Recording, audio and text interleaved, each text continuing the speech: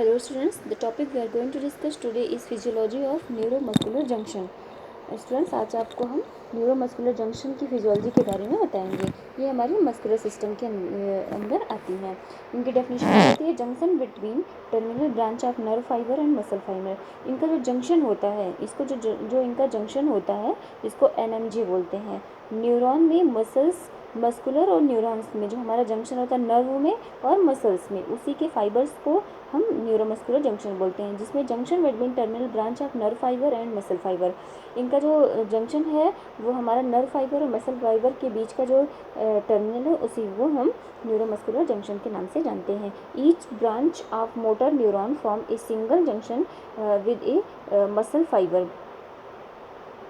जो हमारी प्रत्येक ब्रांच होती है मोटर न्यूरॉन्स की, उसमें एक सिंगल जंक्शन होता है जिसको हम मसल फाइबर बोलते हैं। The myelin sheath surrounding by the motor axon and near at the surface of the muscle fiber and axon divides into a number of short process that lie embedded in grooves and muscle fiber surface। जो myelin sheath होता है हमारा, जो nerves होती हैं उसमें myelin sheath होता है। तंत्रिका तंत्र आप जानते हैं, उन माइलिन शीट की कवरिंग होती है, सराउंडेड उनको चारों तरफ से कवर किए होता है मोटर एक्सॉन को। इनकी इंड सरफेस पर जाकर के मसल फाइबर्स होते हैं, जहाँ पर हमारा एक्सॉन जो है वो डिवाइड होता है, कई नंबर्स में डिवाइड होता है, जिसमें ये शॉर्ट प्रोसेस होती है और ये हमारे मसल फाइबर के को सरफेस पर जाकर के ग्रुप करते हैं। नेक्स्ट है दिस रीजन टू सार्कोलीमा। इस रीजन में हमारी सार्कोलीमा जो होती है, जिसको मसल मेम्ब्रेन भी बोलते हैं, ये हमारी इंडप्लेट पर आ जाती है।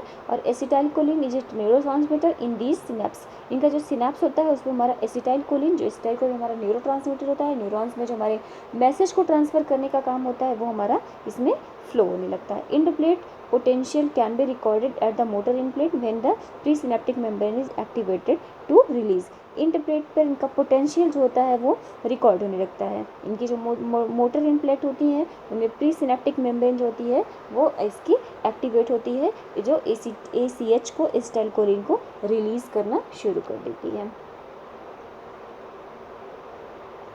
नेक्स्ट है वेसिकल्स कंटेनिंग एसिटाइलकोलिन। इनमें जो छोटे छोटे वेसिकल्स होते हैं, अंदर वेसिकल्स हमारे क्या होते हैं, उसमें उसके अंदर हमारा एसिटाइलकोलिन भरा हुआ होता है। ये आपको हम फिगर में भी दिखा देंगे। फिगर में आप देखिए, ये मैंने आपको दिखाया ACH, ये एसिटाइलकोलिन है, एक सिनेप्स है, इसमें एसिटाइलकोलिन भरा हुआ है।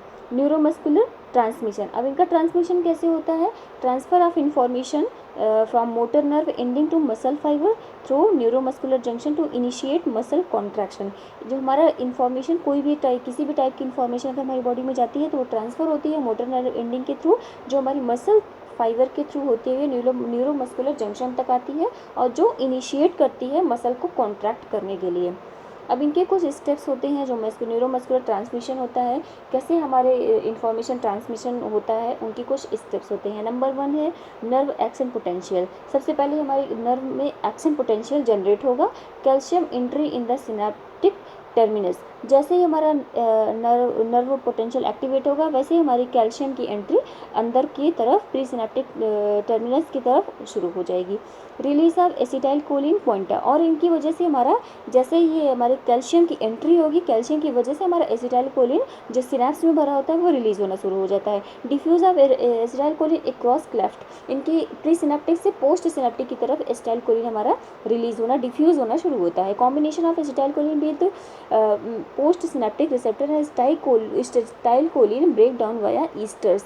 यहाँ पर कुछ ईस्टर्स प्रेजेंट होते हैं जिसकी वजह से जैसे ही हमारा एसिटाइलकोलिन पोस्ट सिनेप्टिक रिसेप्टर की तरफ आता है वैसे ये ईस्टर की वजह से ये ब्रेक डाउन होना शुरू हो जाता है। Opening of sodium potassium channels, इनको हम कैटायन चैनल्स बोलते हैं। इनकी वजह से जब इनका ब्रेक डाउन होगा तो हमारा सोडियम और पोटेशियम का चैनल ओपन हो जाएगा, जिसको हम कैटायन चैनल बोलेंगे। Postsynaptic membrane depolarisation. Postsynaptic membrane जो होती है वो डीपोलराइज होती है। डीपोलराइजेशन मतलब उनके अंदर की तरफ पॉजिटिव चार्ज बहुत ज़्यादा हो जाते हैं, जिसकी वजह से हमारा मसल एक्शन पोटेंशियल, मसल से हमारे क्या होगा, एक्शन पोटेंशियल जनरेट होगा। अब इनको हम फिगर के थ्रू आपको समझा रहे हैं। आप इसमें देखिए, ये एक प्री सिनेप्टिक मेम्ब्रेन है और नीचे आपकी पोस्ट सिनेप्टिक मेम्ब्रेन है। ओके। प्रीसिनेप्टिक मेम्ब्रेन में आपके न्यूरॉन्स होते हैं। आप सबसे पहला स्टेप देखिए, इसमें आपका एक्शन पोटेंशियल जनरेट हो रहा है जो नर्व टर्मिनल से जाकर के टकराता है, जिसकी वजह से हमारा कैल्शियम चैनल या कैल्शियम का गेट जो होता है, वोल्टेज गेट कैल्शियम चैनल हमारा एक्टिवेट होता है। इनके एक्टिवेट होने से हमारी ACH, ACTH, ACH मतलब एसिटाइलकोलिन हमारी बाहर आना शुरू हो जाती हैं। ये जब बाहर आएंगी तो ये क्लेफ्ट की वजह से हमारा पोस्ट सिनेप्टिक की तरह रिलीज होना शुरू हो जाएंगी। आप नीचे देख रहे हैं कि इसमें चौथा नंबर देखिए, इसमें बहुत सारे आपको रिसेप्टर्स दिखाई दे रहे हैं, जहाँ पर आकर के ये हमारे इस पर जाकर के बाइंड अप कर रहे हैं। ओके, जिसकी वजह से सोडियम की एंट्री, मैंने आपको बताया था सोडियम पोटेशियम की एंट्री अंदर की तरफ होने लगेगी, क्योंकि इसमें डीपोलराइजेशन होना शुरू हो गया है।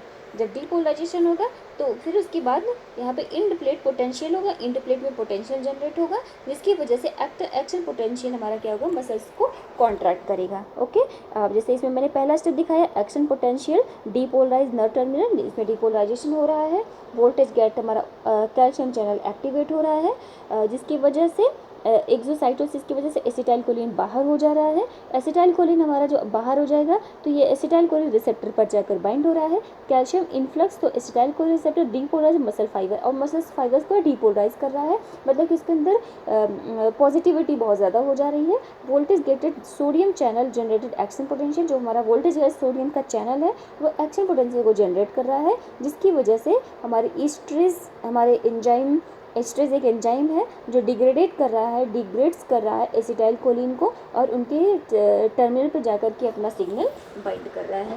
ओके स्टूडेंट्स, जिसकी वजह से हमारा मसल्स में कॉन्ट्रैक्शन जनरेट हो जाता है। Okay students, thank you.